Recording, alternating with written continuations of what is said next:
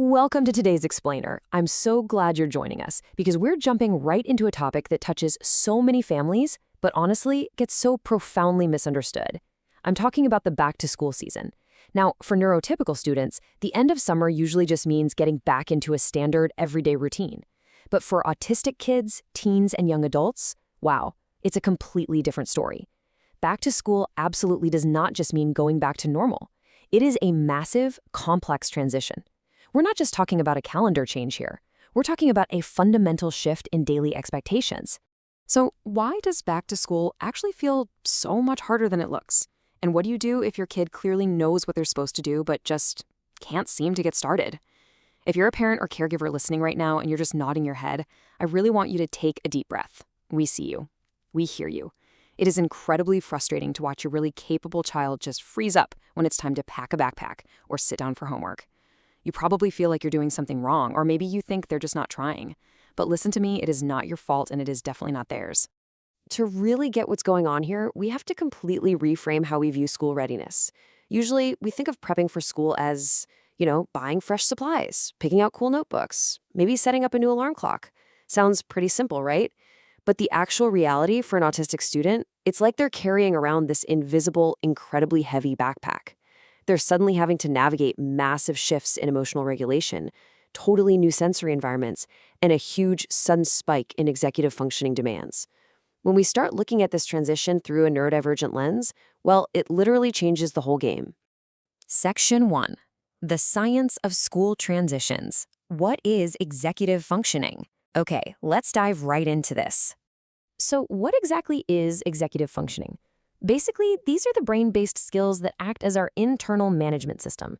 It's the stuff that allows us to start a task, plan ahead, organize our materials, shift smoothly from one activity to another, and keep our emotions in check. You can kind of think of it like the brain's CEO. And here's a wild fact for you. Managing all these skills burns a tremendous amount of physical energy. For autistic individuals, struggling with executive functioning doesn't mean they're lazy or defiant or not putting in the effort. Not at all. It simply reflects a difference in how their brain processes, organizes, and manages information. Think about the very first day of school. When that morning bell rings, we aren't just asking a student to sit down and learn math or history. The cognitive demands literally skyrocket overnight. Suddenly, they've got to wake up way earlier, keep track of multiple complex schedules, figure out all those unspoken social interactions, remember a bunch of new assignments, and somehow adapt to these really loud, bright, sensory-rich environments. That is a towering stack of emotional and cognitive demands, all hitting them at the exact same time. Which brings us to a really crucial point. To quote the research directly, the challenge is rarely a lack of motivation.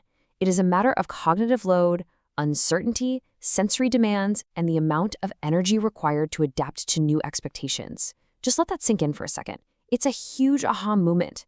When your child is struggling just to get out the door in the morning, it is almost always an issue of capacity, not capability. They really do want to succeed.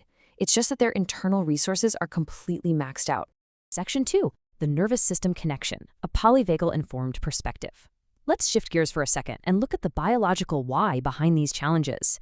Here's the thing about executive functioning. It works best when a person feels safe, connected, and emotionally regulated. But the second the nervous system detects stress or sensory overload, those executive skills essentially just go offline. They shut down. So you might start noticing things like increased forgetfulness or a really hard time initiating tasks. You might see emotional outbursts or even complete shutdowns, severe fatigue right after school, and just this intense resistance to standard routines. It is so vital to understand that these behaviors aren't failures. They aren't intentional misbehavior. They are physiological bodily responses to pure overwhelm.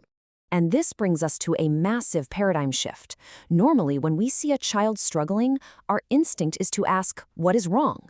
But instead, we need to train ourselves to ask, what is making this transition difficult right now? Just changing those few words is incredibly powerful. It pulls us right out of a mindset of correction or punishment and opens up this whole new world where we can offer genuine support and actual connection. Section 3. Breakdown of challenges. Common executive functioning hurdles. Now that we've got a solid handle on the why, let's get a bit more specific. Consider this your roadmap, because for every specific challenge, there's a concrete, actionable support you can put in place. Let's say initiation is the hard part, meaning they know perfectly well what to do, but they just can't take that first step to begin? Well, try using visual schedules or first-then boards. If organization is the hurdle, implement color-coded folders. If they're struggling with cognitive flexibility, meaning unexpected changes just throw them completely off, make sure you're providing clear, advanced warnings before a transition. And for working memory issues, always provide written directions. It's really just about matching the right tool to the specific brain-based challenge. Section 4, the toolkit, practical strategies for school success. All right, let's move right from theory into the practical, rapid-fire tools that you can literally start using with your family today. The absolute #1 strategy, start early. Seriously, do not wait for the morning of the first day to figure out how long it takes to get dressed and eat breakfast. Start practicing wake-up times early, practice bedtimes, actually run through the entire morning schedule step by step. By doing this before the intense pressure of the actual school day hits, you're building predictability. You're taking away the anxiety of the unknown, and you're letting their nervous system feel safe and secure in the new routine. Next up in the toolkit, create visual supports. Things like calendars and checklists are game changers. Visuals dramatically reduce cognitive load because the brain doesn't have to work overtime just to remember what's next. It's right there in front of them. Focus heavily on predictability by previewing routines. But here is something that is so frequently missed. You've got to build in recovery time. Autistic students spend a tremendous amount of energy adapting and masking all day long at school. You absolutely must schedule quiet time or preferred activities right after school just to manage that inevitable afternoon energy crash. Section 5, building community, Upstate Carolina Autism Associates and NeuroConnect. Look, doing all of this alone can feel totally overwhelming, which is why having a supportive community around you is absolutely essential. If you happen to be in upstate South Carolina, UCA is doing something really remarkable. They're bridging care, connection, and community in a way you rarely see. They aren't just trying to treat symptoms. They offer neuroaffirming, autism-informed mental health care that looks at the whole picture. They support executive functioning, emotional regulation, daily living skills, and family communication. Plus, they host these incredible NeuroConnect community events, meaning families in Easley, Greenville, Pickens County, and Anderson never have to navigate these massive transitions alone. I love how the team at UKA puts it. They say, our goal is not perfection. Our goal is helping individuals build systems, supports, and confidence that allow them to thrive. And honestly, that is the very core of neuroaffirming care. We aren't trying to fix anyone to fit into some perfect cookie-cutter mold. We're celebrating the effort, we're honoring the adaptations, and we are finding real joy in those small, everyday wins. The right support is out there, and I promise you it works. So I want to leave you with this thought today. What if the behavior you've been seeing as stubborn resistance is actually just a desperate plea for a different kind of support? If you're ready to explore what neuroaffirming care could look like for your family, visit Upstate Carolina Autism Associates online or reach out to them directly. Equip yourself, adapt the environment, and watch your student thrive.